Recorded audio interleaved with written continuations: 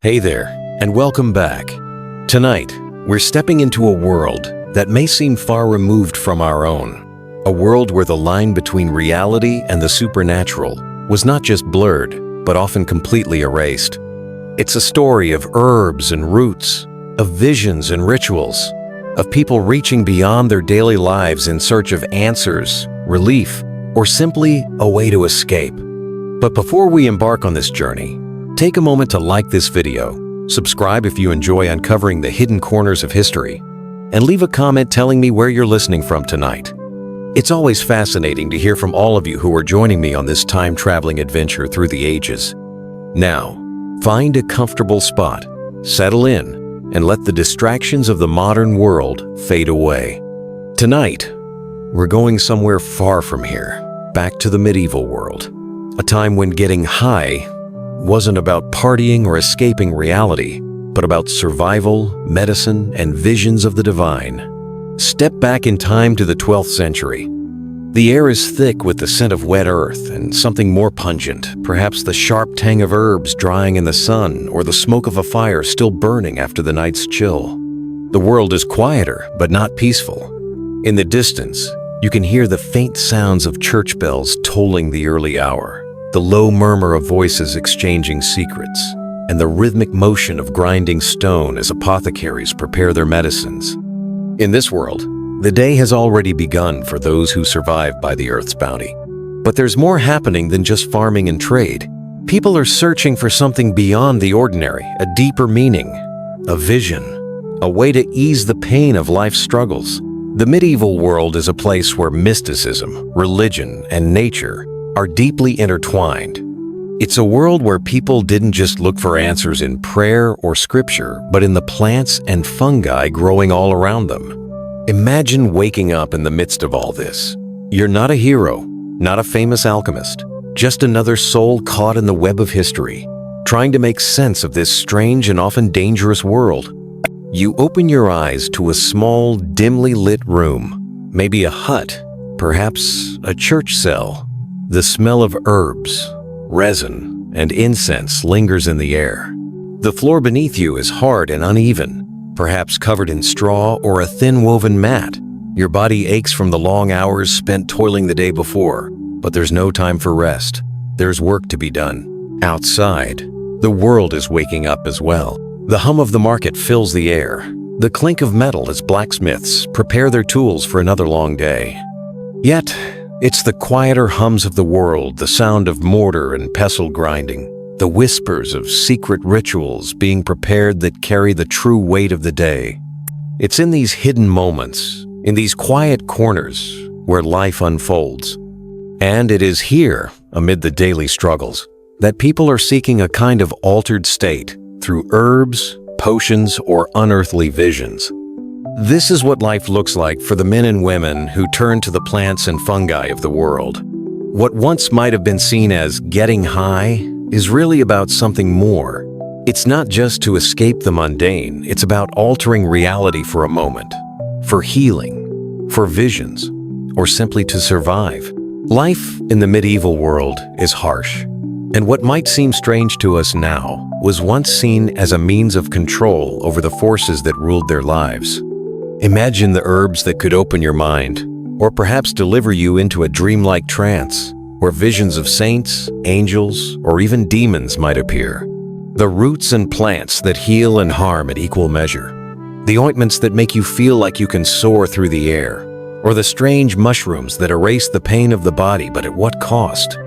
You were once in a world that felt grounded in simplicity, in nature's constant rhythm. But now, there is more. There is a longing, a desire to step beyond what is seen, to glimpse what lies just beyond the veil of reality.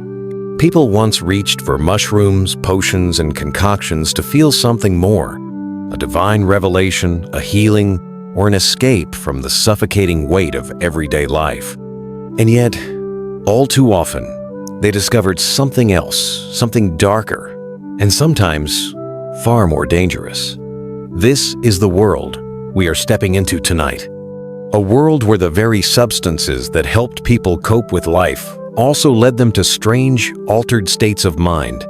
Once again, If you're fascinated by how history unfolds in ways we never expected, don't forget to hit that like button. If you're new here and enjoy this kind of journey, subscribe so you don't miss out on the wild and sometimes bizarre corners of history. And leave a comment letting me know where you're tuning in from and what time it is. I love reading your thoughts and hearing about where you are in the world as we travel together through these quiet moments of history. So now, take a breath, and let's go back in time to a world where the boundaries between the natural and supernatural weren't as clearly defined as they are today. This is a journey into the medieval world of intoxication, healing, and spiritual visions, a time where nature held both answers and dangers. Welcome to the mind-altering world of the Middle Ages. In the medieval world, life moved at a slower, heavier pace. The day began with the first light of dawn, or perhaps a few moments before, when the campfires flickered and the faint scent of damp earth hung in the air. The sun, if it could be seen at all, was a pale disk, its light muffled by the ever-present clouds of ash and smoke that seemed to follow the rhythms of everyday existence. There was no electricity, no hum of machines to fill the silence. The only sounds were those of nature birds stirring in the trees, the distant rush of streams, the labor of hooves on cobblestone roads, or the low murmur of voices as people went about their daily work. In these quiet moments, the world felt as though it were always on the verge of something, a storm, a discovery, a moment of escape. Life was hard, with nothing to buffer its blows. The land was often harsh and unyielding. Fields had to be plowed by hand, the harvest gathered in grueling hours beneath a blazing sun or under cold, unrelenting rain. The weight of toil pressed down on the shoulders of every man, woman, and child, from the humblest peasant to the proudest knight. Water, so essential to life, could not be taken for granted. Streams and wells were often tainted by filth, the foulness of human life mixing with the earth's own sickness. The safety of water was not guaranteed, and for many, a drink of water might also bring a sickness, dysentery, fever, or worse. People turned to other means to stay alive and soothe the discomforts of their bodies. In the absence of the modern conveniences we know today, there was little to numb the ache of the body or the mind. The medieval world was a world of hard edges, sharp tools, rough stones, and wooden floors that left bruises on the skin. Life was, for the most part, a constant labor, gathering, grinding, building, tending. The days stretched on in repetition, marked only by the passing seasons, the cycles of the moon, or the toll of a distant bell. But amid this harsh landscape, the human spirit, much like the human body, yearned for something else, something beyond survival. What was the point of this endless toil? What comfort could be found in such a relentless world? Where could the soul find reprieve from the cold, the hunger, the fear? The answer lay not in machines or inventions, but in the very plants and fungi that grew unbidden from the earth. In such a world, altered states, whether from the mind-altering properties of a mushroom, the soothing effects of a medicinal herb, or the mysterious visions evoked by strange brews, could offer more than just temporary distraction. They were, for many, a form of relief. Relief from pain, from the oppressive weight of daily life, and from the loneliness that often hung heavy like a shroud over a soul stranded in a world far from the comforts of peace. The herbs and roots they used were not meant merely for recreation. They were a way to ease suffering bodily and spiritual. They were a means to survive, a means to feel something greater, to touch the divine, or to escape into the comfort of a dream. In this time, the borders between healing and mysticism were not clearly defined. Medicines were not just things that you took to cure an illness, but were often believed to be vessels for something greater. A potion brewed with care was not simply a remedy for a headache. It was a connection to the hidden forces of nature, to the will of God, or to the unseen spirits that guided life's path. Magic, medicine, and ritual coexisted in a delicate balance, each feeding into the other, each borrowing from the same source. There was no hard line between them. A monk might mix a tincture for healing and simultaneously call upon God's aid in the process. A midwife might use herbs to ease the pain of childbirth while muttering prayers for a safe delivery, invoking both the healing powers of the earth and the divine protection of the heavens. The Church, a powerful force in medieval life, did not always look favorably upon such practices, especially when they seemed to challenge the established order. Yet, even in the shadow of its influence, many medieval people sought out the healing arts of folk medicine and magic, turning to local herbalists and wise women for help. It was not that the Church forbade the use of plants for healing. Rather, it was a matter of how they were used and for what purpose. If the plant was mixed with prayers, it was sanctioned. But if it was gathered in the woods by a woman with knowledge passed down from her grandmother, especially if she was rumored to possess other knowledge, well, that could be another matter entirely. Here, in the gray spaces, where folk medicine met ritual, the lines between acceptable healing and heresy began to blur. In many ways, these blurred lines were a reflection of the medieval world itself. Life in the Middle Ages was a world of contrasts, of faith and doubt, of light and dark, of known and unknown. There was an overwhelming presence of the divine in everyday life, yet at the same time, a powerful pull toward the mysterious, the unseen. People believed in both the blessings of the saints and the dangers of witches. They sought solace in prayers and rituals, but also turned to charms and spells for protection. The idea of altered states, whether through hallucinogenic herbs, magical rites, or spiritual trances, was not something strange, but part of the world's natural fabric. In the midst of exhaustion and fear, such states were a doorway to something beyond the mundane. They were not simply an escape, but a form of understanding. Understanding of the self, of nature, of the divine, and of the mystery that lay at the heart of the universe. They were a way to connect with something greater, to seek guidance, to find relief from the crushing weight of daily existence. For many in the Middle Ages, the concept of getting high was not a frivolous indulgence, but a deeply serious pursuit. A pursuit that could reveal truths, heal wounds, or offer protection against the unknown forces that shape their world. A person might take a small sip of a brew made with henbane or mandrake root and feel the boundaries of the body slip away. In those moments, they might sense something more, something divine, something terrible, or perhaps something that existed beyond human understanding. And yet, in that moment, they were no longer alone with their suffering. They were connected to something far greater, whether it be the power of the earth itself or the very hand of God. The plants that they used for such purposes were not mere drugs in the modern sense, though they certainly had a mind-altering effect. Rather, these substances were seen as gateways, as conduits between the physical and the spiritual. The medieval understanding of intoxication was not the same as ours, for their minds were shaped by a different worldview, one where the boundaries between the natural and supernatural were more fluid. To them, these plants were not just substances to be consumed for pleasure or escape. They were part of a sacred system, one where every action, every herb, every prayer had meaning. In a world where survival was a daily struggle, altered states became a tool not just for escape, but for understanding. They offered a way to cope with a world that could not always be explained. A way to reach beyond the mundane struggles of hunger, fear, and illness, and to grasp at something greater. Whether in visions of angels, in the calming effects of a well-prepared herb, or in the quiet peace that followed a ritual, these altered states provided the people of the Middle Ages with a way to endure when the cold was unbearable, when the hunger too much, when the endless march of time felt like an endless road with no end. These altered states gave them something more than survival. They gave them a glimpse of the divine, a taste of what lay beyond the reach of the everyday.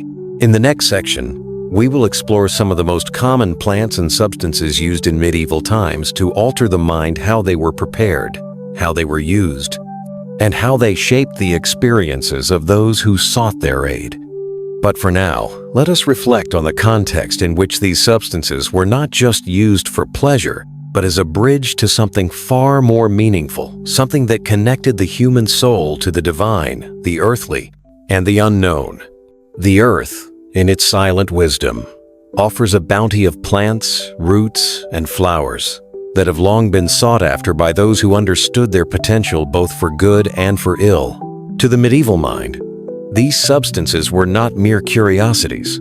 They were lifelines, and at times, they were conduits to realms beyond the ordinary. Within the thick, damp forests and sunless groves, where shadows clung to the underbrush like a secret, these plants thrived, their powers quietly waiting to be unlocked by those who dared to understand them.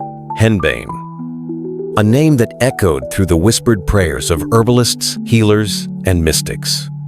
This plant, with its pale, almost ghostly flowers, was both a blessing and a curse. Known for its potent alkaloids, scopolamine and hyoscyamine, henbane was used to ease the body's suffering. It could still pain, calm a restless soul, or even bring sleep to those long plagued by fever or fatigue. But the line between relief and danger was thin. Far thinner than many would care to admit. When prepared correctly, henbane could offer a quiet peace, but a misstep, a miscalculation, and the user would find themselves lost in delirium, trapped in a nightmare of visions, their bodies seizing with the uncontrollable tremors of overdose. And in such a state, the mind would be lost, wandering like a ship without a rudder. Its dark flowers were a reminder that sometimes healing required an element of danger, a sharp edge of risk. Then there was mandrake, a root of legend, whispered about in every corner of the known world. Its shape, curiously humanoid, made it a creature of stories full of wonder, but also of fear. The very thought of it could send shivers down the spine, for it was said that when plucked from the soil, the mandrake would scream a sound so terrible, so fierce, that it could kill the man who dared to pull it from the ground. But it was more than just its scream that made the mandrake so renowned. Its hallucinogenic and sedative properties were prized, and it found its place in many a healing concoction. A drink made from mandrake could lull a patient into a deep, dreamless sleep. It could quiet the agitated mind, easing one into a calm, if strange, stupor. Some even believed it could offer glimpses of the future, though what the mandrake showed could not always be trusted. The visions it imparted were often twisted, distorted, more akin to the fevered dreams of the sick than any divine revelation. But still, the mandrake was sought after, its root carefully harvested and steeped in wine or boiled into a thick syrup. And yet, despite its uses in easing pain and bringing rest, the root's dark reputation persisted. The legend of the scream that could fell a man served as a warning, a reminder of the fine line between healing and harm, between the sacred and the profane. The mandrake was no simple herb to be used without care. Belladonna, or deadly nightshade, was another plant that danced on that line between life and death. Its name alone, the very words deadly and nightshade spoken together, spoke of its power, its danger. The dark berries, so deceptively beautiful, were deadly to those who ate them. Yet the plant was used in many ways. Women, seeking to make themselves more alluring, would use it to dilate their pupils, creating eyes that seemed larger, darker, almost otherworldly. The effects were subtle yet striking, causing the eyes to appear as though they belonged to some distant realm. And for those in pain, for those suffering from fever or injury, belladonna was used as a potent medicine, easing aches and bringing respite. Yet, like henbane and mandrake, belladonna carried within it a hidden threat. It was, after all, a poison. Its hallucinogenic effects could lead a person into fevered delirium, and if the dosage was too great, it could bring death. For some, belladonna's beauty was irresistible, and the temptation to use it as a tool for escape from the harshness of life was overwhelming. A few drops in a cup of tea, or perhaps mixed into a potion for a spiritual journey, might seem harmless enough. But the line between use and abuse, between relief and ruin, was dangerously thin. The plant held its power tightly, and those who sought to control it were forever walking a precarious path. In the wilds of the medieval world, it was not just these three plants, henbane, mandrake, and belladonna, that were sought after. There was an entire catalog of roots, flowers, seeds, fungi, and resins, each with its own potential to alter the mind, the body, or the spirit. Some were used in simple cures, others in more complex rituals. They grew wild, or were carefully tended by those who knew the land and its secrets. Fungi, often regarded with suspicion, could bring visions. Mushrooms, particularly those that grew in the damp shade of the forest, could open the door to a realm of strange sights and sounds. Certain flowers, when brewed into teas or mixed with wine, could bring peace to a restless soul, or perhaps cause it to wander, lost, into dreams. One must not forget the role of resins, those sticky substances that exuded from the bark of trees, and which, when burned, filled the air with thick, fragrant smoke. Incense was not simply for religious ceremony, it was for the body, too. The rich smoke of frankincense and myrrh was believed to offer protection against disease, and in many cases, it was used to invoke divine favor. The smell of these resins, burning slowly in a quiet room, was meant to calm the spirit, to set the mind adrift in reverie. But like everything else, these too had their dangers.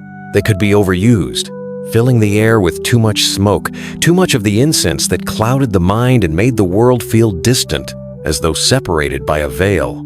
These substances, whether they were brewed in teas, mixed in oils, smoked, or used as salves, held the potential for both healing and harm. How they were prepared, how they were consumed, and in what quantity, all played a role in whether they would bring comfort or destruction. The dosage mattered greatly. For like fire, these plants had a dual nature. They could warm or they could burn. A few drops of belladonna in a wine might lull a restless soul into sweet, oblivious sleep. But too much, and that sleep could become eternal. A pinch of henbane in a medicinal tea could ease a painful body, but a heavy hand with the dose would send the user spiraling into madness, their mind lost in the haze of its poison. The method of ingestion, too, mattered. A tea could be a gentle introduction to the plant's power, while an ointment applied to the skin might send the active compounds straight into the bloodstream, their effects quicker and more intense. Smoking certain plants could induce visions, or calm an overactive mind, but it could also cloud judgment and lead to hallucinations. There was always a choice between healing and harm, between respite and destruction. It was a balance that only those who truly understood the land and its secrets could navigate. To use these plants was to tread carefully, to acknowledge both their power and their danger. And for many in the medieval world, this knowledge was passed down from generation to generation, carried by those who understood that, in nature, the line between cure and poison was often as thin as a leaf's edge. And so, they used these plants, not just for recreation or indulgence, but as tools to survive, to heal, and to understand the world that lay beyond their senses. For in the rich aroma of crushed herbs, in the bitter taste of a medicine brewed from roots, in the quiet stillness of a smoke-filled room, they found both escape and revelation. They sought not only to ease the suffering of their bodies, but also to touch something greater, something that existed beyond the confines of the world they knew. Through the plants and their power, they reached for a glimpse of the divine, a whisper of something more. And in that whisper, they found solace, understanding, and perhaps a measure of peace. But as with all things in life, the greatest lesson of the medieval use of these herbs was that the very power that healed could also harm. The plants that offered a fleeting moment of clarity could just as easily lead one into darkness, where the line between the world of men and the world beyond could become terribly, terribly thin. In the quiet, dim-lit chambers of herbalists, the work was a delicate art, an art that could either heal or harm, depending on the hand that crafted the remedy.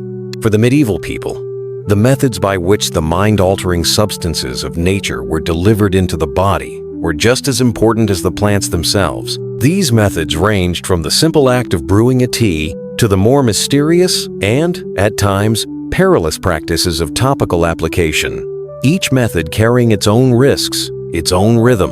The most common and familiar method of delivery was oral ingestion, a simple yet effective means of introducing a medicinal plant's properties into the body. Teas made from herbs like mandrake or henbane were brewed carefully, their leaves or roots steeped in hot water until the liquid took on the color and scent of the plant itself. For many, this was the first introduction to the powers of the earth, the gentle infusion of a remedy into the body.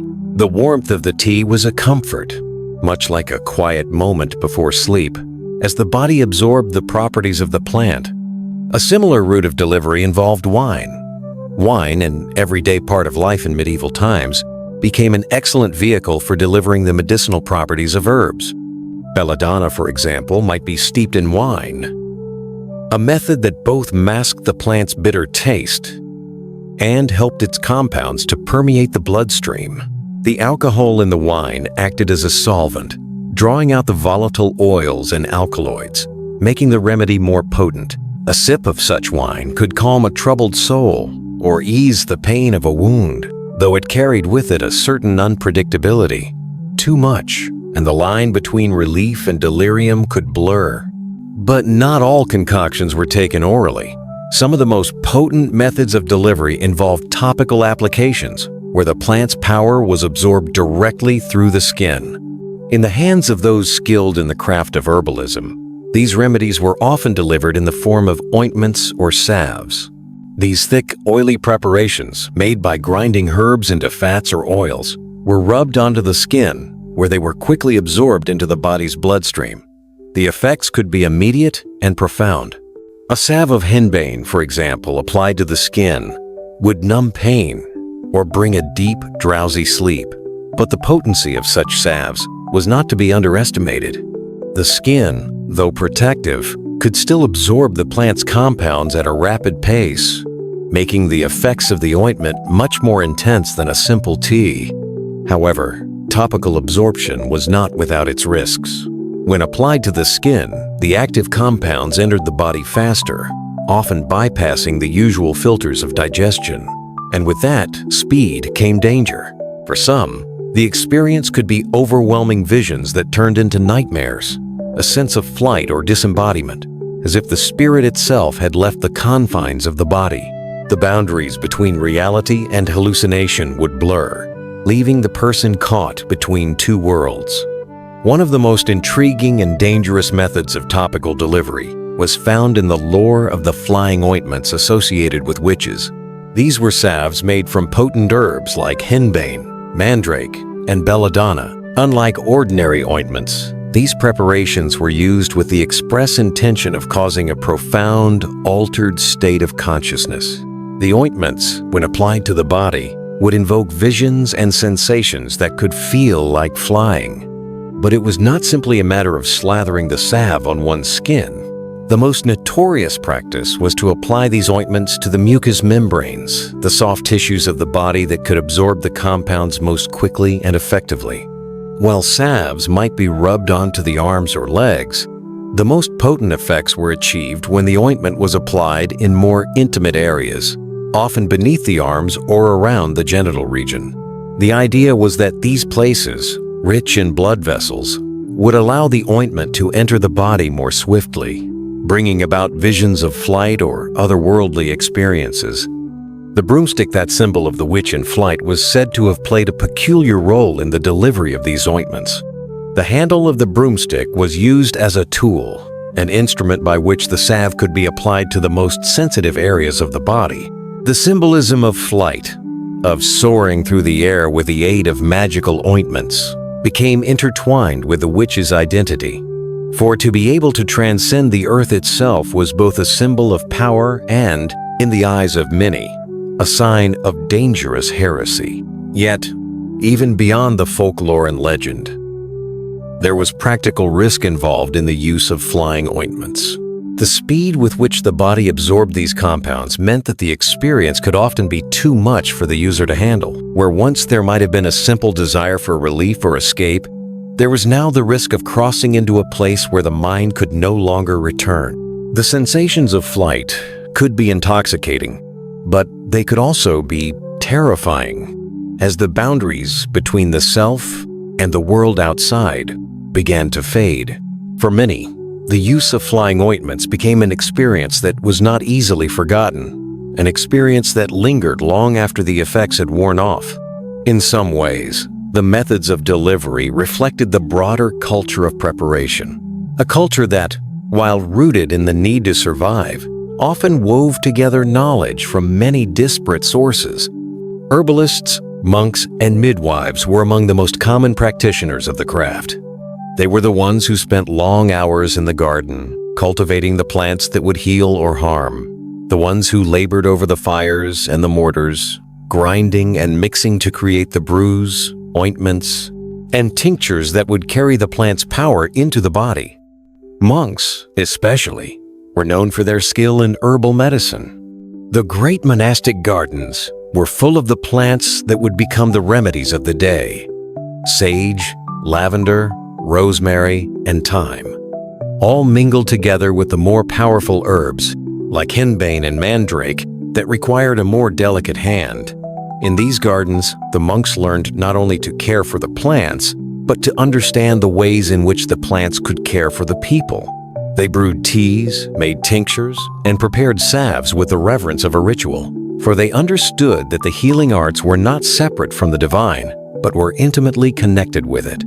But this knowledge was not confined to the monasteries alone. It also lived in the hands of midwives, wise women, and healers who learned their craft through years of apprenticeship and trial. These women, often feared and revered in equal measure, carried with them an ancient knowledge of the earth's gifts. They knew the best times to harvest, the precise moments when a plant was most potent, and how to prepare it to unlock its hidden powers. Their concoctions were often used to ease the pains of childbirth, to soothe the fevered brow, or to ease the aches of a body worn by years of labor. But for those who knew the ways of these plants, there was also the potential for something more, something spiritual, something transcendental. Yet even with all their knowledge, there was no true standardization. The plants were wild, their growth depending on the whims of the seasons, the conditions of the soil, and the care of the gardener. A tincture made from a single plant might vary greatly from one batch to the next, and that was part of the danger. The plant could heal or harm depending on the conditions in which it grew, the skill of the healer, and the dosage used. For in the medieval world, the knowledge of plants was not an exact science. It was more akin to an art, where intuition and experience played as great a role as any written text. The work was often done in isolation, in small, dim rooms, or beneath the thick canopy of ancient forests, where light barely touched the ground. And so, in this world of uncertainty, a misstep, a too heavy hand with the dosage, or an improper method of delivery could easily tip the balance from healing to harm. Thus, the methods by which these plants entered the body, whether through a soothing tea, an intoxicating ointment, or a surprising ingestion, were fraught with both possibility and risk. The medieval person who turned to the earth for relief did so with the knowledge that they walked a fine line. For with the power to heal came the power to poison, and with the power to transcend the mundane came the risk of losing oneself completely. It was a delicate dance, and one that required both caution and a deep respect for the plants that held the secrets of life, death, and everything in between. In the next section, we will explore the cultural and spiritual context of these practices, how the search for altered states through herbs and rituals was not only a means of survival, but also a quest for meaning, a way to touch the divine. The medieval world, for all its wisdom, was often one of darkness and uncertainty. The air was thick with the scent of smoke and damp earth, and the forests seemed to whisper secrets in languages long forgotten. It was a time when the boundaries between the natural and the supernatural were as fluid as the rivers that ran through the land. People lived close to nature, dependent on its bounty for survival, yet often unaware of the dangers it harbored. And sometimes, the plants, fungi, and even the very food that sustained them could become something else entirely, something that shifted the mind, clouded the senses, and twisted the world into something unrecognizable. These accidental intoxications were not sought out, but they came nevertheless, often with devastating effects. One of the most notorious of these was ergot, a fungus that grew on rye and other cereal grains. The spores of Claviceps purpurea, as it was known to botanists, could easily go unnoticed as the rye was harvested and ground into flour. The grain would appear normal, the bread seemingly no different from any other loaf that had been baked for generations. But inside that seemingly innocent loaf was something far more insidious. Ergot contained powerful alkaloids compounds that could affect the brain and body in ways both horrifying and mysterious. When ingested, it could cause convulsions, hallucinations, and a variety of other symptoms. The most famous of these was the dancing plague, a phenomenon that swept through medieval Europe in waves. People would be struck by an uncontrollable urge to dance, their bodies jerking and twisting in wild, uncoordinated movements, as if their very spirits had been taken by some unseen force. The dance would continue, sometimes for hours, sometimes for days, until exhaustion or collapse set in. In the worst cases, the afflicted would fall dead, their bodies ravaged by the toxin that had worked its way through their system. The people of the time, unable to understand the true cause of such a mysterious affliction, interpreted it in the only way they knew how. To them, it was not a mere bad loaf of bread. No, this was something far more ominous. Demons had possessed the dancers. Divine punishment had come down upon them for some hidden sin. Witchcraft and dark forces were at work, twisting the body and mind in ways that were beyond mortal comprehension. To them, the idea of an infected loaf of bread was inconceivable. Surely, such an event must have some deeper, more spiritual meaning. And so, the dancing plagues became a supernatural event tied to the will of God or the devil, not to the natural world's strange, hidden dangers. The poor storage of food in medieval times only increased the risk of such accidents. Without modern refrigeration, grain was often stored in poorly ventilated barns or huts where moisture and heat could breed fungus. Rye, a hardy crop, was susceptible to this condition, and when rye bread was consumed, the ergot fungus could easily be ingested, poisoning the eater. The hunger that plagued the land also made people more vulnerable to such accidents. When food was scarce, people would eat whatever they could, and they had little understanding of how improper storage or contamination could make their daily sustenance a weapon. The very need to survive could at times lead to disastrous consequences. In their desperation, people had no choice but to trust the land, trust the grain, and trust the bread. But the earth was fickle. It could nourish them, yes, but it could also deceive. And so, many unwittingly consumed food that would tip their minds into madness or sorrow, leaving them lost in a world that was as much dream as reality. These accidental intoxications were not just isolated to ergot. There were other substances, other wild intoxications that could throw the body and mind into turmoil. Take, for example, mad honey. In the mountainous regions of Anatolia, there existed a rare form of honey that came from bees that fed on the nectar of rhododendron flowers. The rhododendron plant, while beautiful, was also toxic. Its nectar contained granotoxins, compounds that, when consumed, could cause dizziness, nausea, and a variety of strange, hallucinatory effects. The bees that fed on the nectar produced honey that was both intoxicating and dangerous. A spoonful of this honey, mixed into wine or eaten plain, could send a person spiraling into a trance-like state. The effects were not unlike those of ergot, though the honey brought with it a sense of euphoria and detachment, as if the drinker were slipping into another world altogether. In some parts of the ancient world, particularly in Greece and Rome, This mad honey was even sought out for its ability to alter perception. It was used in rituals and ceremonies, where priests and mystics would partake of the honey to induce visions and connect with the divine. But for ordinary people who unknowingly consumed the honey, the effects were far more troubling. They might find themselves disoriented, their minds clouded by hallucinations. And like the dancing plagues, such experiences were often interpreted as signs from the gods or the forces of darkness. The mind would slip from one world into another, and those who were unlucky enough to ingest this honey would often be lost to the very forces they sought to understand. The act of eating or drinking became more than just a means of sustenance. It became an encounter with the unknown. Mad honey, like ergot, carried with it a sense of mystery and dread. It was something that could not easily be explained, and for the people of the medieval world, it was far easier to attribute such strange occurrences to supernatural forces than to recognize the simple, natural causes that lay beneath them. These wild intoxications, whether from a contaminated loaf of bread, a strange batch of honey, or an inadvertent dose of a hallucinogenic herb, were a reminder of how little control people had over the world around them. The earth, in all its complexity, could offer both nourishment and peril. For every plant that healed, there was one that harmed. For every loaf of bread that fed a family, there was one that poisoned it.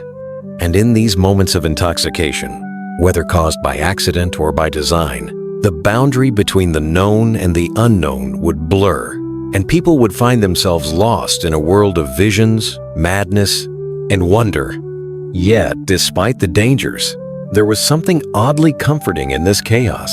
The idea that the earth itself could offer both salvation and ruin, that the mind could be so easily lifted from its troubles, was a reflection of the world's own duality.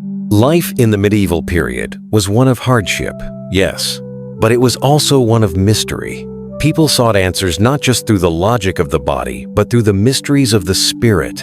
And sometimes, it was in these wild intoxications, these moments when the earth took them in its arms and carried them to realms unknown, that they found something that could not be explained. They found something that could not be touched, but only felt.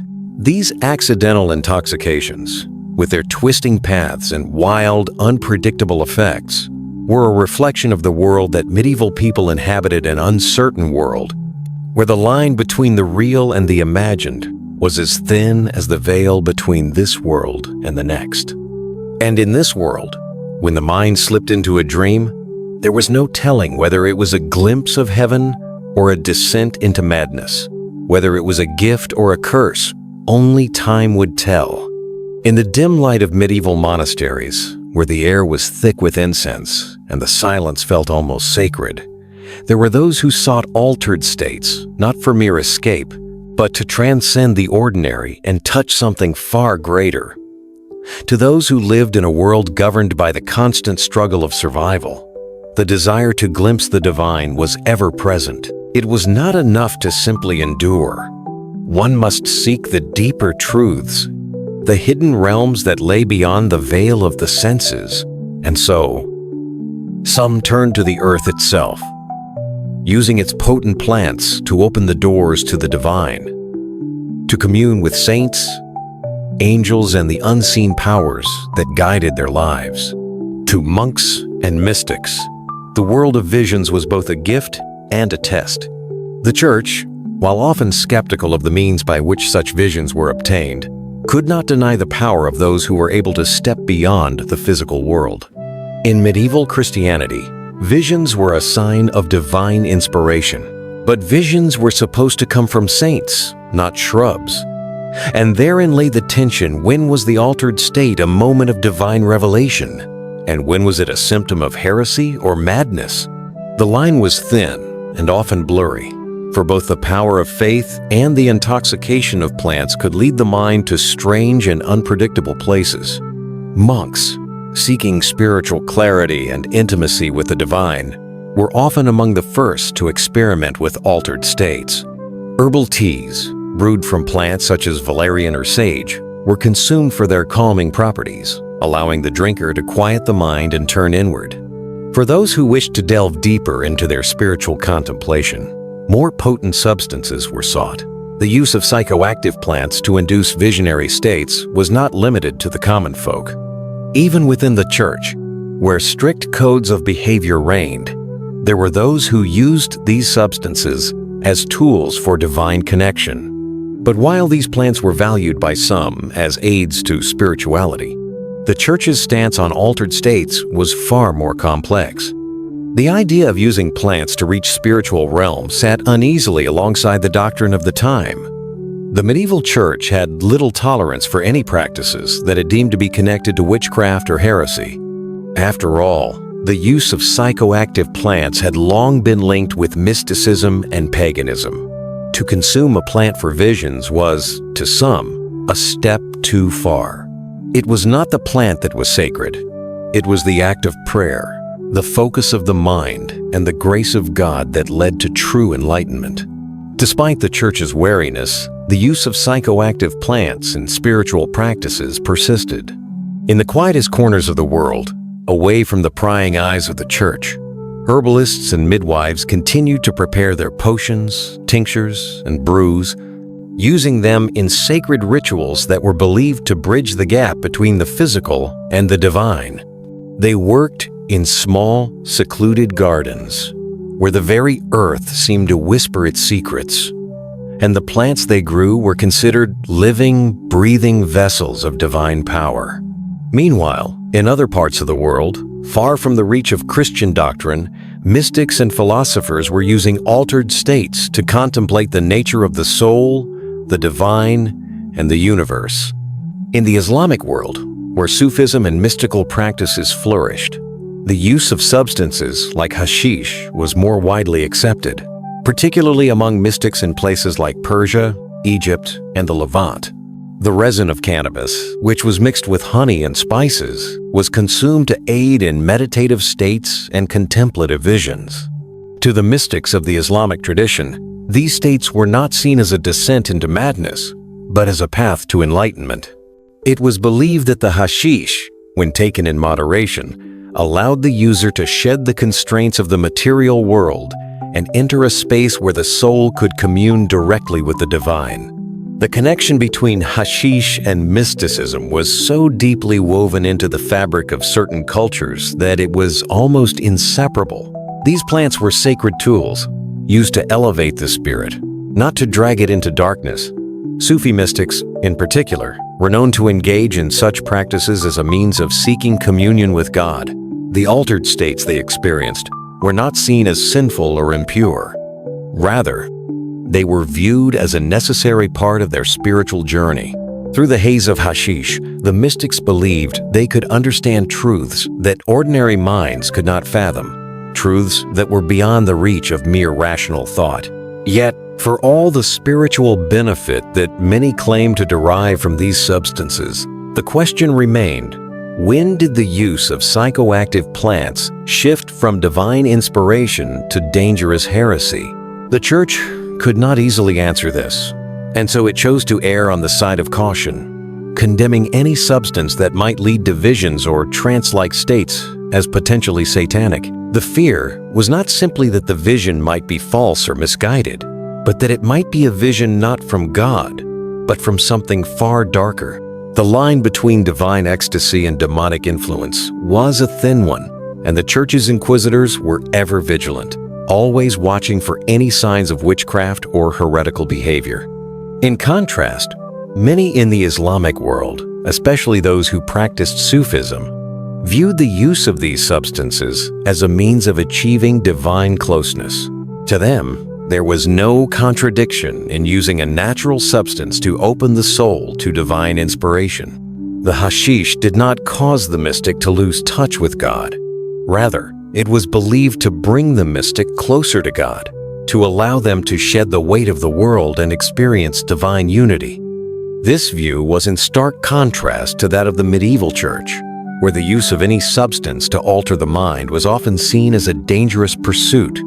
The tension between spiritual enlightenment and heresy was not easily resolved, for while some used plants to seek divine communion, Others turned to them for personal power, hoping to gain control over the world or to transcend it altogether. These motives were seen as suspect, for Christian doctrine held that communion with the divine could only be achieved through prayer, meditation, and the grace of God. The Church's suspicion was justified, for the mind-altering power of substances like belladonna, mandrake, and henbane could easily lead someone to delusions of grandeur, making them believe they were chosen by God when, in fact, they were being misled by their own senses.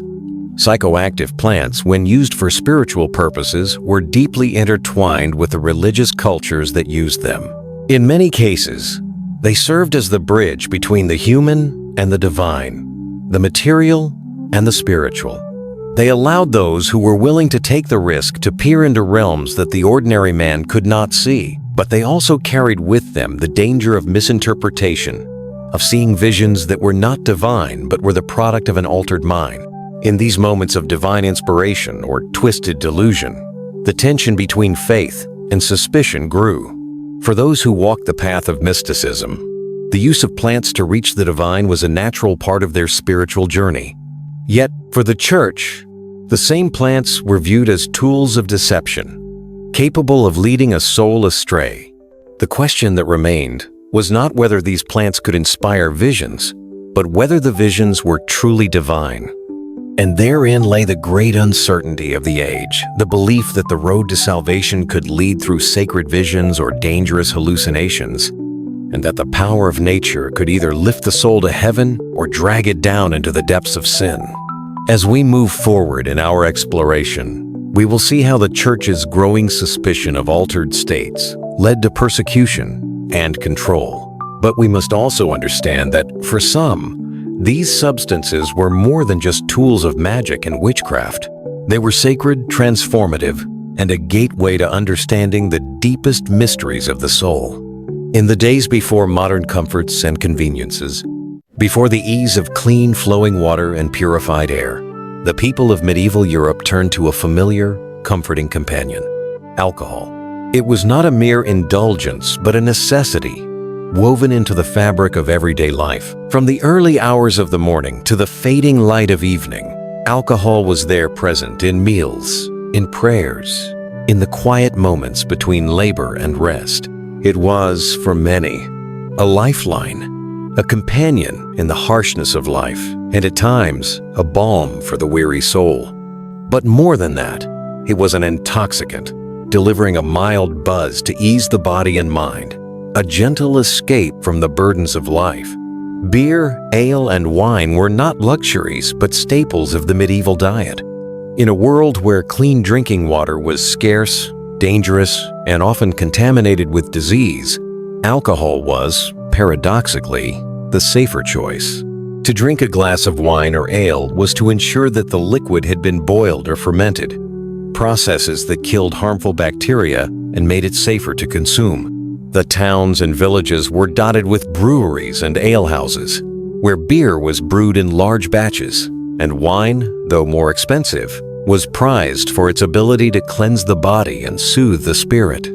Small beer, a weak ale with low alcohol content, was especially common. It was drunk by both adults and children alike, often consumed throughout the day as a basic source of hydration. To the medieval mind, small beer was no different from water in its function, and yet it carried with it a mild intoxication just enough to lift the edges of the day, to soothe a parched throat, and to ease the discomfort of a world that could often feel too heavy.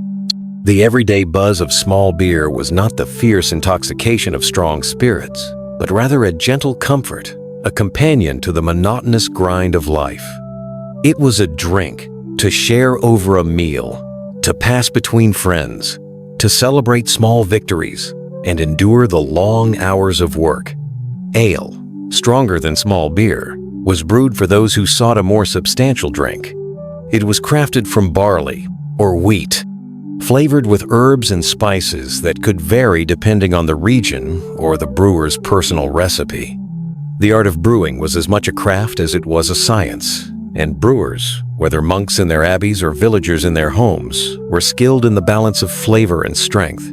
The ale would be infused with hops, herbs, and sometimes fruit, not only to enhance the taste, but also to preserve the drink and give it its medicinal qualities.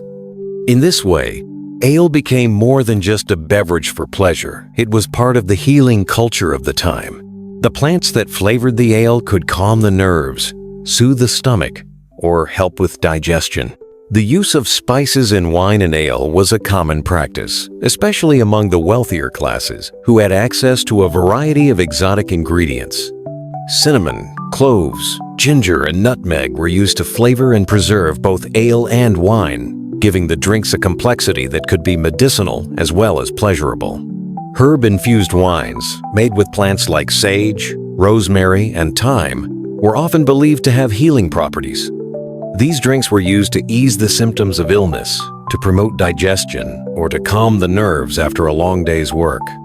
The very act of sipping a warm, spiced wine was an invitation to respite a moment when the world slowed down and the mind could wander, free from the burdens of the day. For those who had little else to offer their weary bodies, alcohol became a means of escape. Medieval life was often a harsh and unforgiving one. The work was physical, the hours long, and the rewards few. The peasant or laborer, bent low over the fields or the forge, might find only fleeting comfort in a cup of ale or a glass of wine. The escape offered by alcohol was not a wild, reckless flight, but a momentary reprieve from a world filled with hardship. The warmth of the drink, the gentle buzz, softened the edges of fatigue, allowing the mind to rest, if only for a brief time. But alcohol's place in society was not simply as a means of personal indulgence or quiet escape. It was woven into the very fabric of social life. Feasts, celebrations, and religious ceremonies were often marked by the sharing of drink. To sit with others, to raise a cup of ale or wine, was to share in the common bond of humanity. The medieval alehouse was a place of gathering, where news was exchanged, gossip flowed as freely as the beer, and friendships were forged over shared cups. Even the church, despite its wariness of intoxication, recognized the role that alcohol played in community life. Monks brewed their own beer, using the product not only for medicinal purposes but as part of their communal meals, and the hospitality extended to guests. Yet for all its importance as a social lubricant, alcohol also served a medicinal purpose. Herb-infused wine was not just a drink for leisure, but an elixir for ailments. The healing properties of the herbs could ease a cough, settle the stomach, or soothe a headache. Even stronger wines were sometimes used for surgical purposes, to numb pain during procedures. In a world without modern medicines, alcohol became both a remedy and a ritual, a substance that could dull pain and offer solace when the body could bear no more. And then there was the dark side, the side that could tip from healing to harm. Though alcohol could be a comfort, it was not always the mildest intoxicant. In moments of deep despair, the temptation to drink for escape could lead to overindulgence. The line between relief and excess was often thin, and many medieval folk walked that line, seeking solace in drink until the comfort became a trap. The same bottle that lifted a weary spirit could, when consumed in excess, bring on a dark, deep sleep, a sleep from which the soul might never awaken. The inebriation offered by strong ale or wine could loosen the tongue and dull the mind, but in the end, it was a temporary relief from an unchanging world. In this way, alcohol played a dual role in the lives of the people. It was both a necessity and a refuge, a means of survival and an escape from the burdens of the everyday. Beer, ale, and wine were woven into the rhythm of life, each sip a quiet act of defiance against the world's trials. For those who lived in the shadow of illness, hard labor, and constant uncertainty, these drinks were not just sources of nourishment, they were small acts of comfort and survival.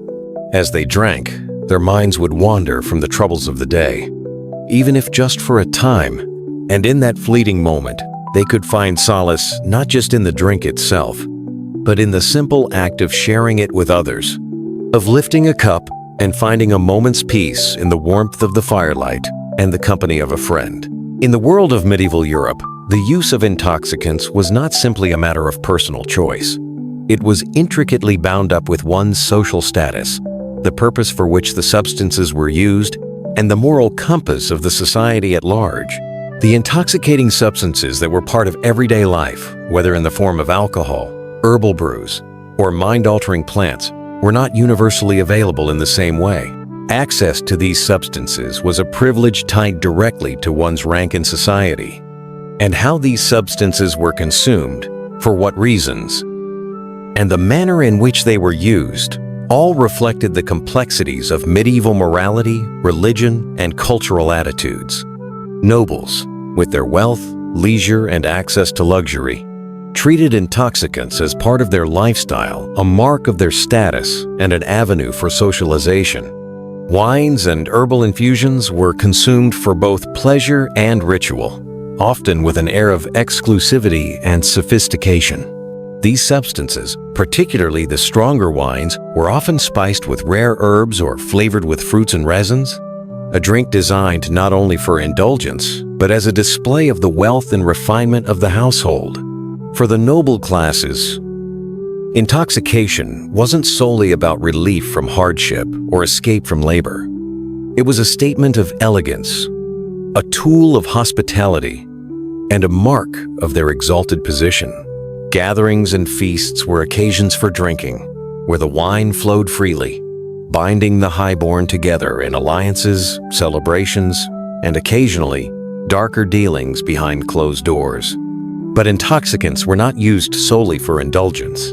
Monks and clergy, who lived lives governed by asceticism and religious discipline, also partook in substances, though their purposes were often far more spiritual or medicinal. Alcohol, usually wine, was a sacred element in religious rituals, used in Mass and other rites to symbolize the blood of Christ. For monks in particular, alcohol often had a medicinal function as well, brewed as herbal infusions to ease the body and mind. Monastic breweries were commonplace, where monks perfected the craft of brewing beer, both to sustain their community and to provide a remedy for ailments. Herbal tinctures, made from plants like valerian, sage, or hyssop, were used for their calming properties, believed to assist in meditation and prayer. Monks, with their deep connection to nature and its remedies, might use plants to aid digestion, alleviate pain, or to enter mystical states of deeper reflection or divine communion. In this context, intoxication was viewed not as a vice, but as a spiritual tool, part of the quest for heavenly visions and divine understanding. However, the use of intoxicants among the monastic and clergy ranks was carefully controlled. The Church held a conflicted view of the mind-altering effects of certain substances. While healing and spiritual exploration were acceptable uses, recreational intoxication was often seen as a moral failing. The Church's authority over spiritual matters extended into the realm of health and medicine, where it regulated what could be used to ease the body and mind. Alcohol, when used in moderation for its medicinal properties, was accepted, but indulgence, particularly when it veered into the excessive, was seen as a sin. The monk who drank to the point of inebriation, seeking comfort in the bottle instead of solace in God's grace, was risking his soul. The same herbs that could bring clarity in prayer could, in excess, lead to delusion and thus to sin. So too, the mystical states induced by substances like mandrake or henbane could be considered dangerous if they led the monk away from prayer and into the murky waters of self-delusion or false visions. The Church had no room for self-willed prophets who found visions in the herbs of the earth, when only the divine was meant to impart such clarity. For the peasants and common folk, the relationship with intoxicants was rooted more in necessity than luxury. Life was laborious, marked by the grind of daily survival, and the escape that intoxicants offered was, at times, a means of coping with hardship. For the peasants, the use of small beer, a weak ale with low alcohol content, was commonplace. This drink, which provided a mild, intoxicating effect, was part of their daily routine offered to children as well as adults. It was not only a safer alternative to the often contaminated water, but also a means to ease fatigue and lift the spirits after long days of backbreaking labor. For the peasant, the use of intoxicants wasn't about indulgence, but about surviving in a world filled with suffering, disease, and deprivation. Yet, even in the peasant's world, the line between medicinal use and recreational use was blurred. A simple cup of herb-infused ale might be brewed to calm the stomach, relieve aches, or ease the weariness of the day.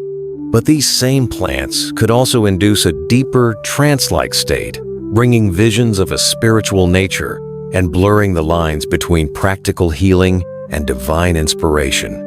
Herbalists and wise women would often make concoctions using plants such as henbane, belladonna, or mandrake to aid their neighbors, not just in physical illness, but in spiritual vision. But these substances, while they could heal, could also bring on hallucinations or delusions. In some cases, these visions were accepted as divine signs. In others, they were seen as evidence of witchcraft.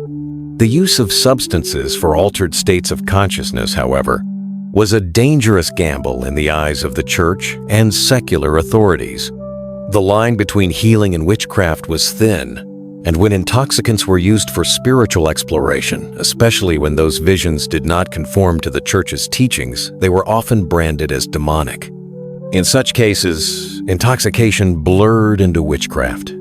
The demonic possession and the belief in witches went hand in hand, for the same herbs and plants that could offer healing could also bring a person to the edge of madness or delusion. The church, with its authority over matters of the soul, was quick to label any altered state of mind that didn't align with accepted doctrine as a demonic influence.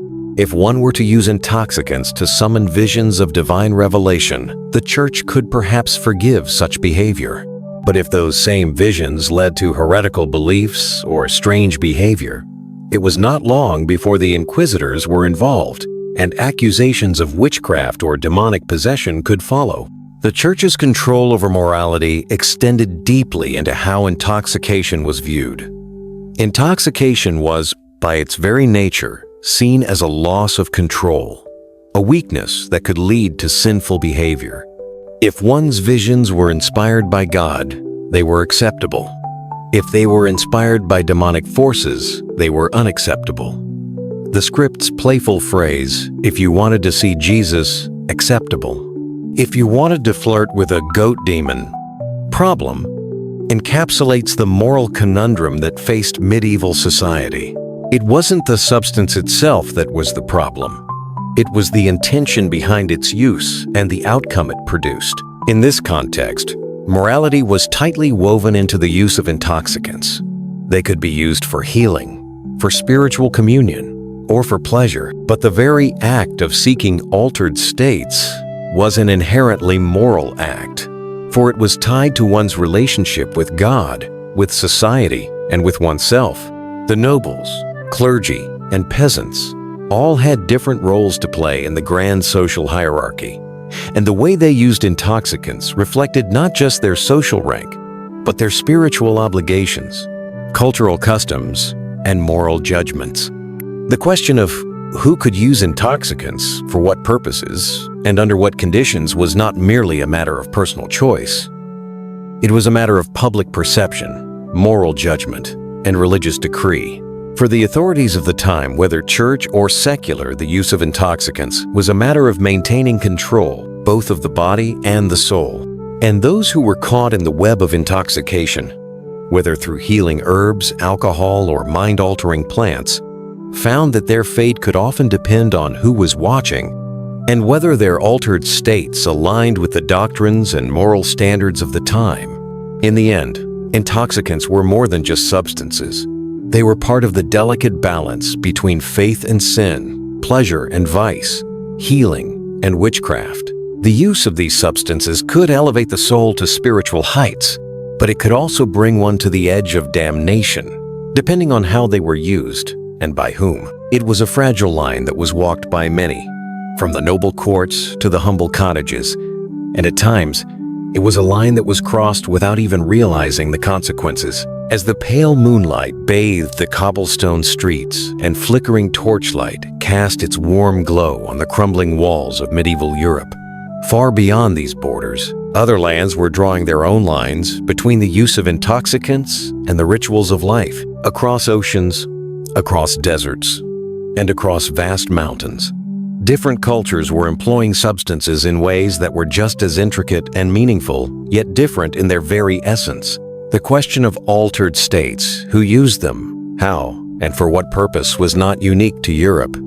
It was woven into the fabric of many civilizations, and understanding these practices brings us closer to the universal human experience of seeking transcendence, relief, and connection, wherever the sun rose or set. In the East, the practices surrounding intoxicants were as diverse as the lands themselves.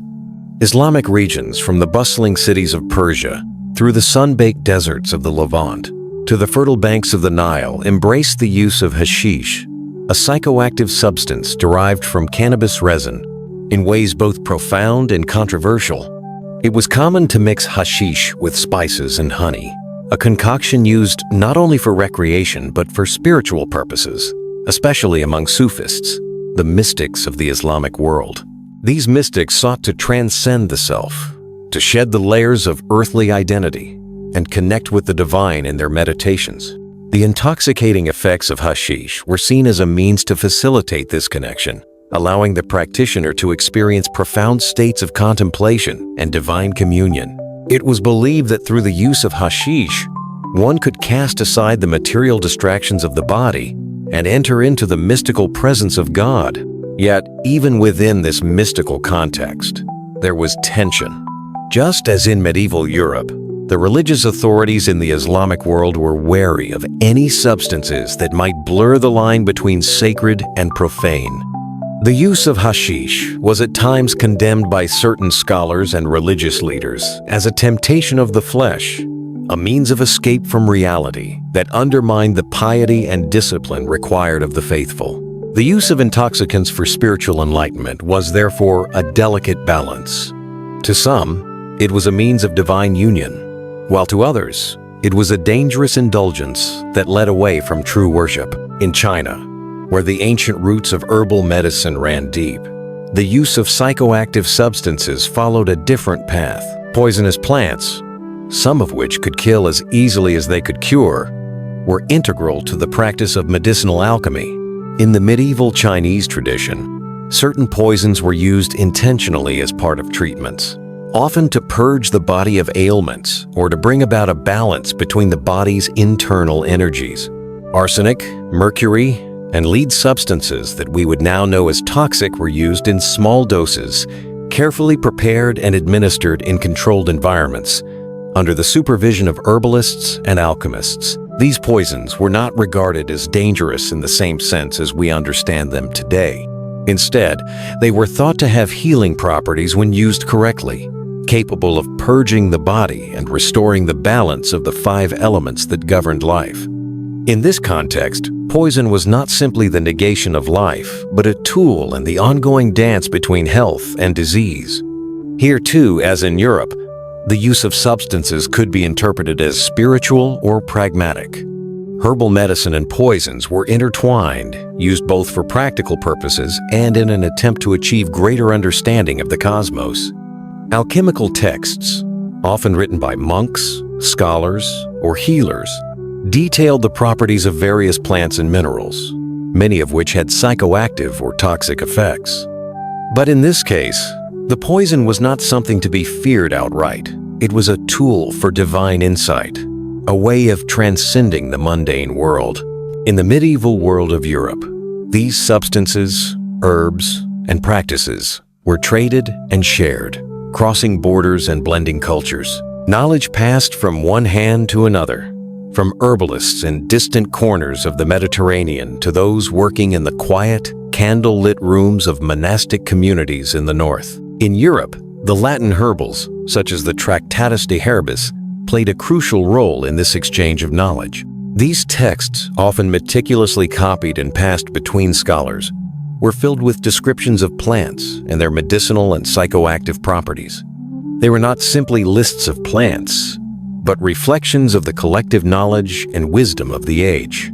Through these texts, the botanical knowledge of the East made its way into Europe, expanding the understanding of which plants could be used for healing, which could be used for intoxication, and which could bring the drinker closer to the divine or the demonic. Through the Silk Roads and trade routes, the diffusion of botanical knowledge had begun long before the medieval period. But it was during these centuries that the true impact of this exchange became apparent. Herbal knowledge moved from Persia and India to the Arabian Peninsula, where it was studied by scholars who recorded and expanded upon it. From there, it was transmitted into Europe, where it was adapted and integrated into the local medicinal traditions. The use of herbs, whether in the form of salves, tinctures, or infusions, was not restricted to any one culture. The plants themselves, and the knowledge of their use, became shared resources in the broader cultural context of the medieval world. Yet, despite these shared practices, the meaning of intoxication and the methods of its use were shaped by the religious and cultural context of each region. For example, in Europe, intoxicants were often seen as a potential threat to one's spiritual well-being, a means by which the devil could lead one astray. The Church, with its overarching authority, did not view the use of mind-altering substances as holy. Rather, they were often associated with sin, witchcraft, and the demonic. In contrast, in the Islamic world, substances like hashish were used not just for pleasure, but as part of a spiritual practice aimed at divine revelation.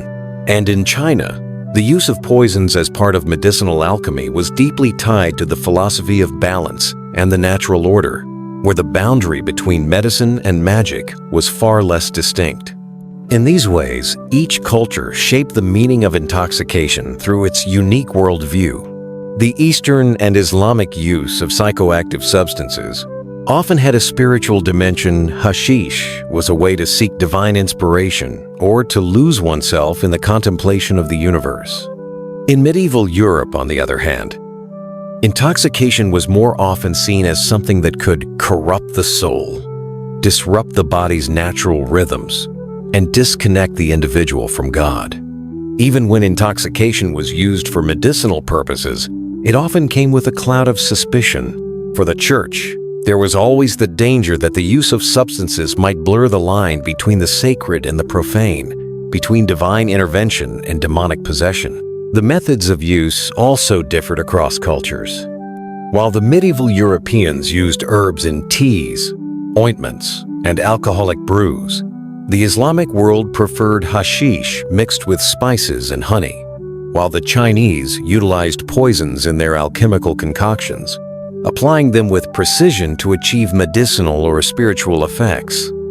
The difference in method, oral ingestion, topical application, or inhalation had its own cultural significance. For the European, drinking a potion was often an act of healing or meditation, but in the Islamic world, smoking or ingesting hashish was an act of communion with the divine.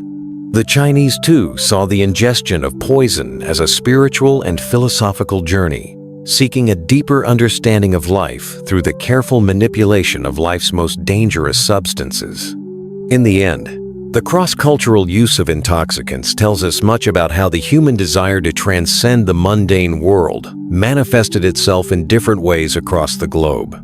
Whether it was the use of hashish by mystics seeking the divine, the medicinal poisons used in Chinese alchemy, or the herbal infusions that formed the backbone of medieval European remedies, these substances were not simply ways to escape the harshness of life.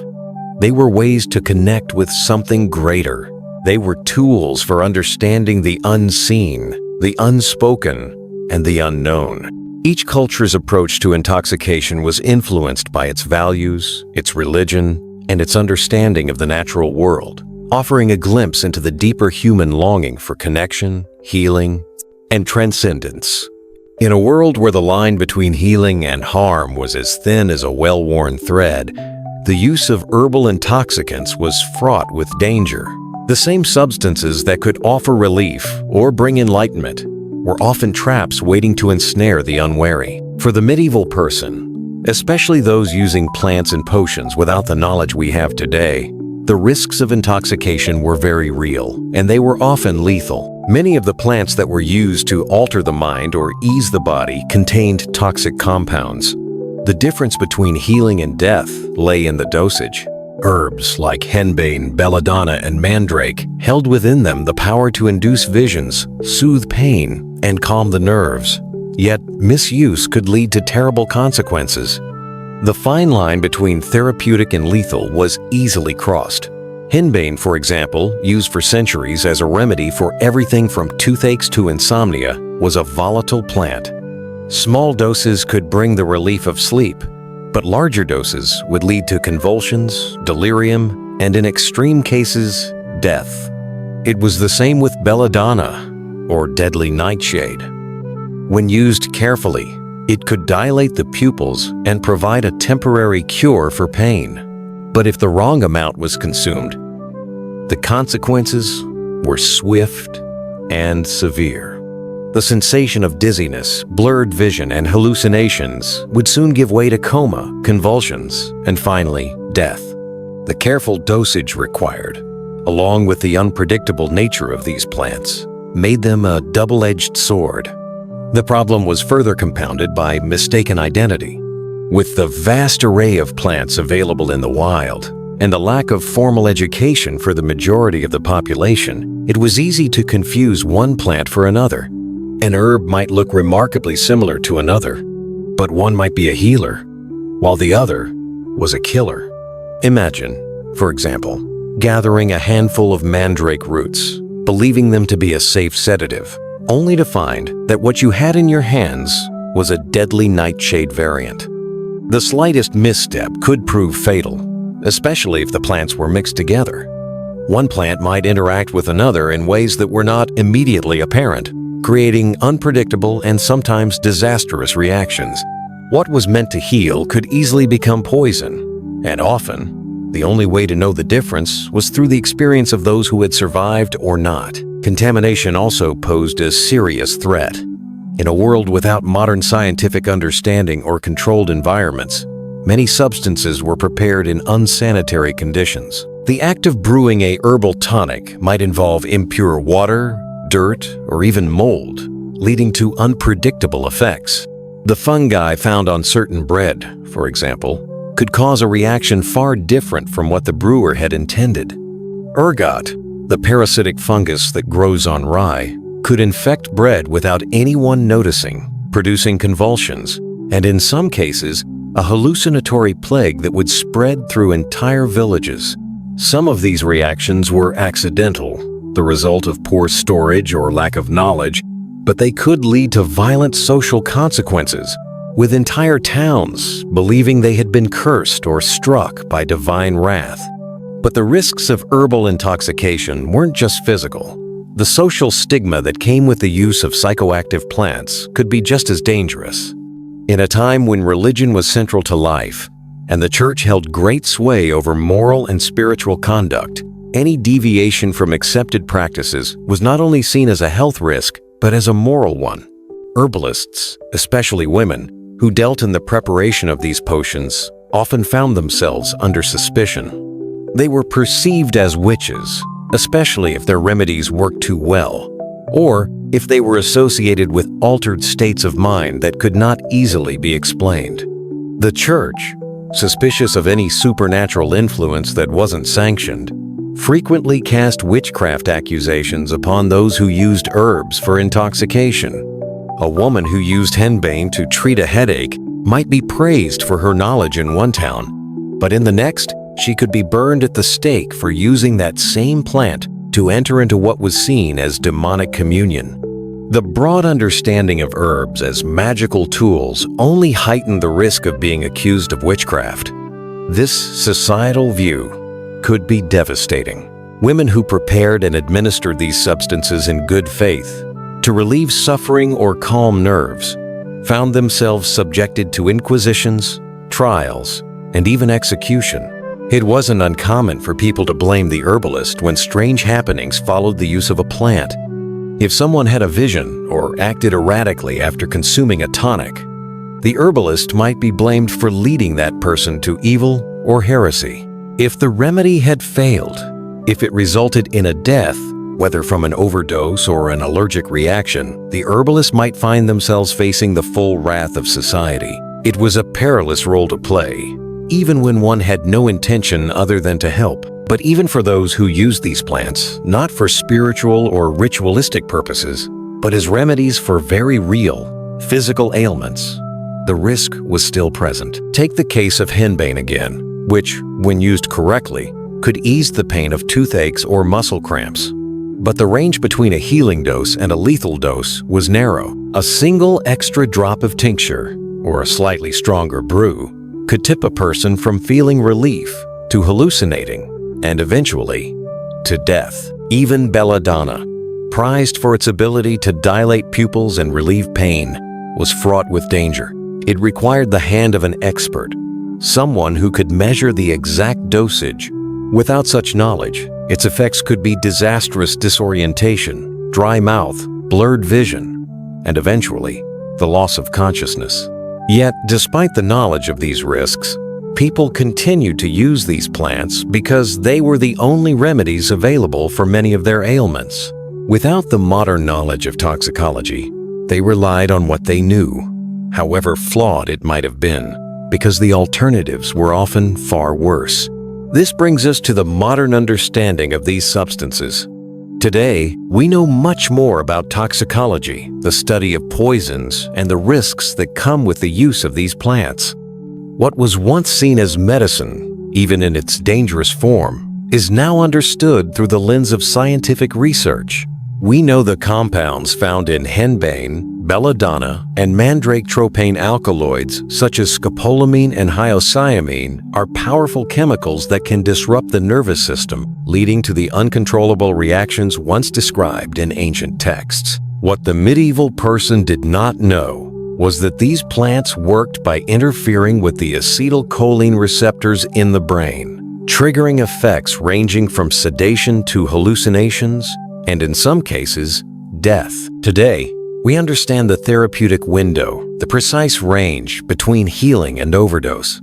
But in the medieval world, intuition and trial and error were the only guides available. What is clear, however, is that these substances, despite their risks, were seen as legitimate medicine in the eyes of many. Their medicinal uses were accepted and passed down through generations, even though the dangers they posed were always present.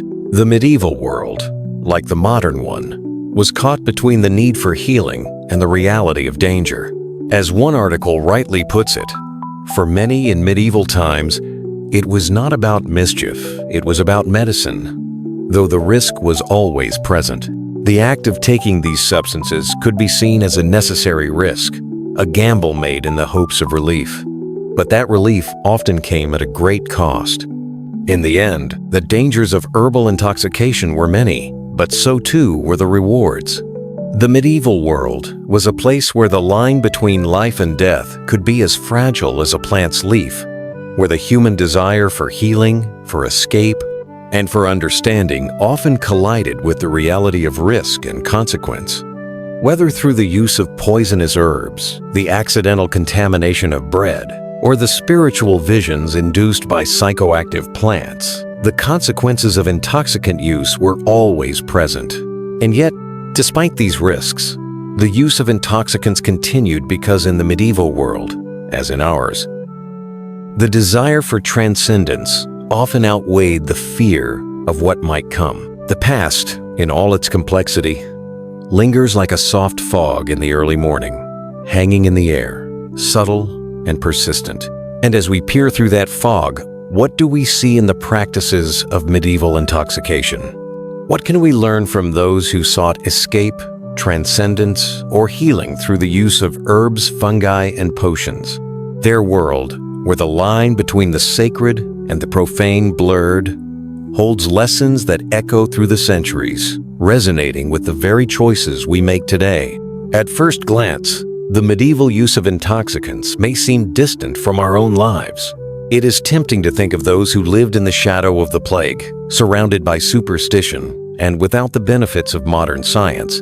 as simply primitive or naive in their understanding. And yet, when we take a closer look, we find that their practices were driven by the same desires we face today: the longing for relief from pain, the yearning to escape the hardships of life, and the pursuit of altered states in search of something greater.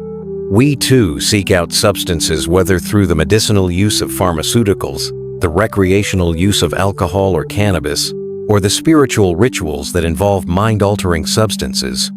And while our modern frameworks of recreational use, medicinal treatment, and spiritual practices may seem more distinct, the medieval world offers a reminder that these categories were not always so neatly separated.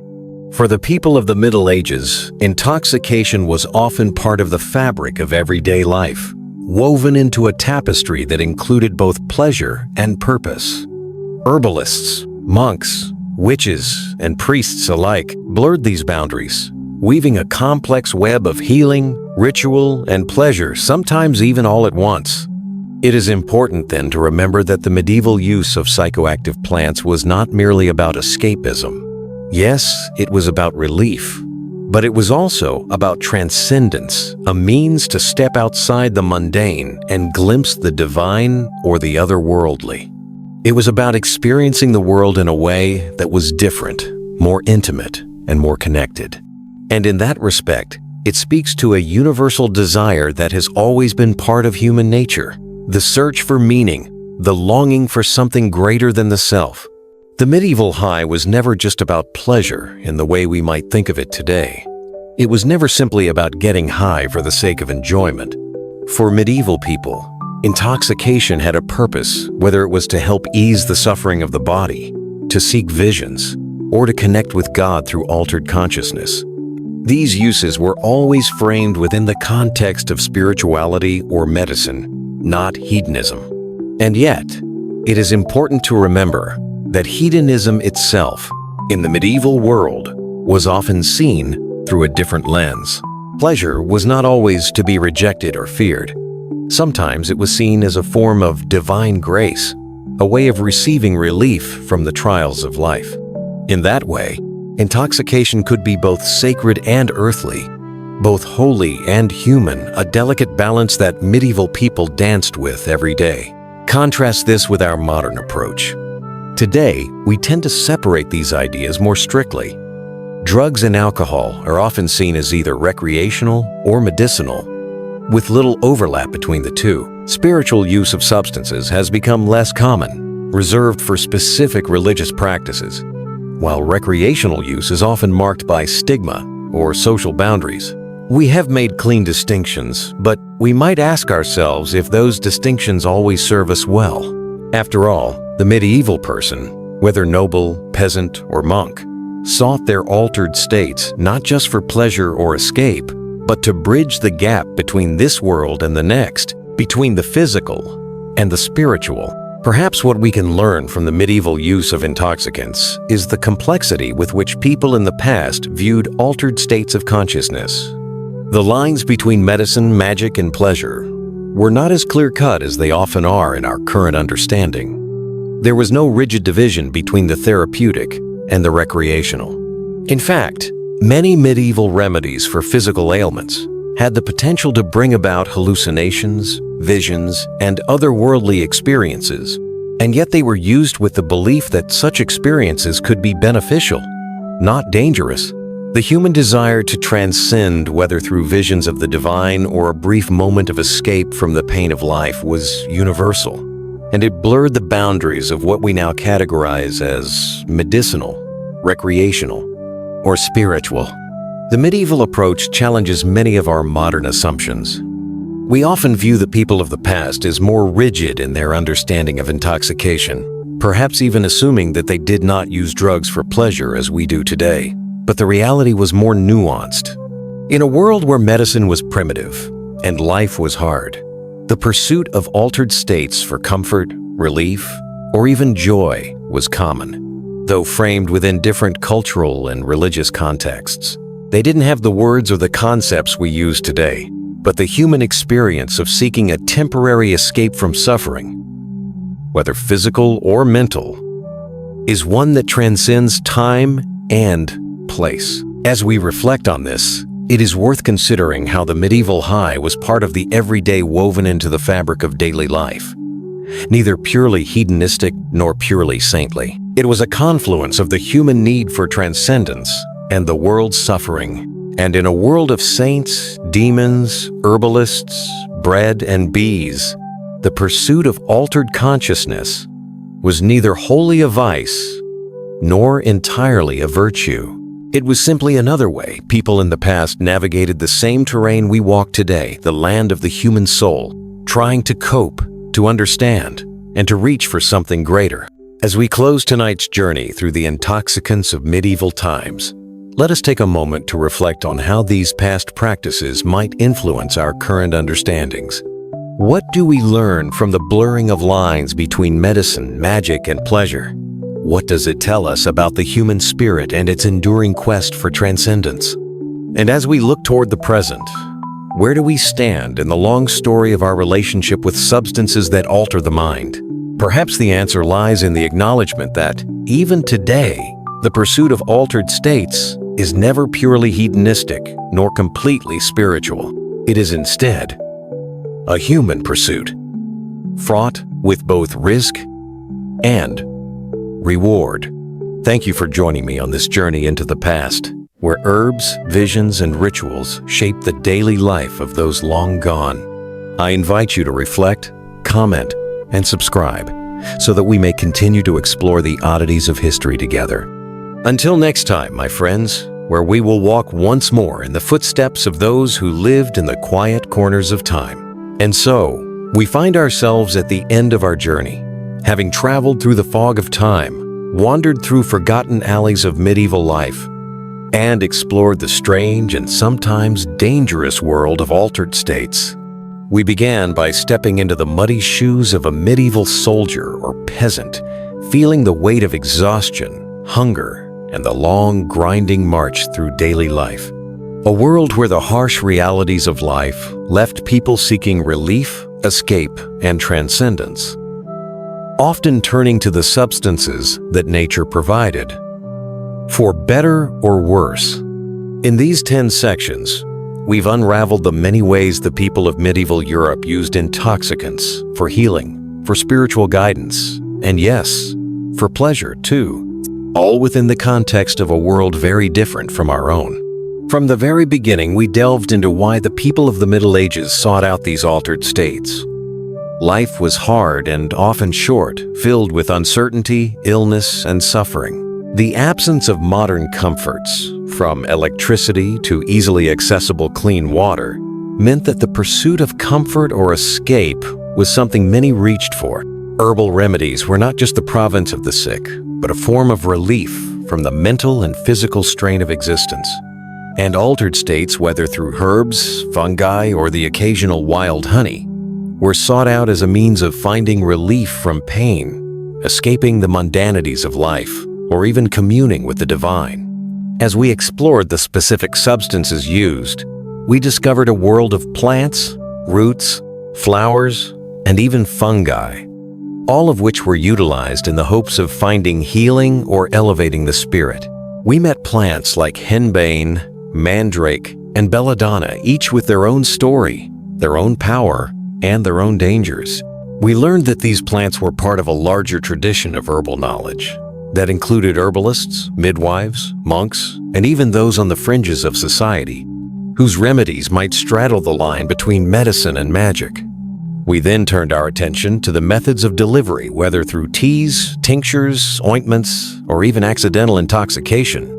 The variety of methods was as diverse as the substances themselves. Some were ingested in food or drink, like the wine and beer infused with herbs and spices.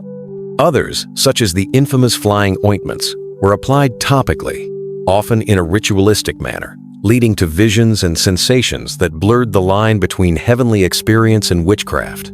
The risk of accidental overdose or contamination was ever present, with substances like ergot poisoning rye bread and causing strange hallucinations or even death. But these dangers were not just physical. The use of psychoactive substances in medieval times often carried a moral cost. We explored how these practices were regulated by the church, with intoxication sometimes seen as divine inspiration when used for religious purposes, but equally viewed as heretical or demonic possession when the wrong person used the wrong substance for the wrong reason.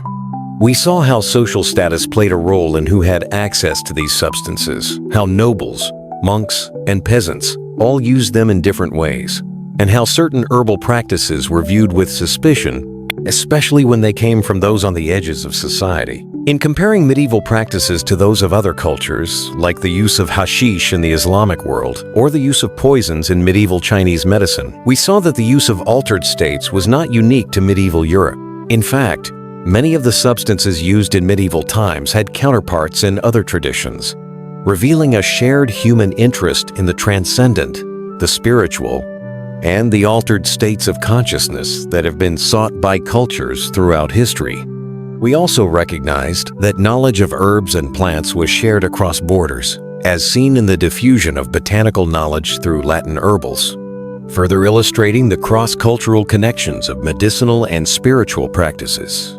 The legacy of these practices is complex. While many of the substances used in the medieval world have fallen out of favor, their cultural significance remains, shaping our modern-day relationships with intoxicants.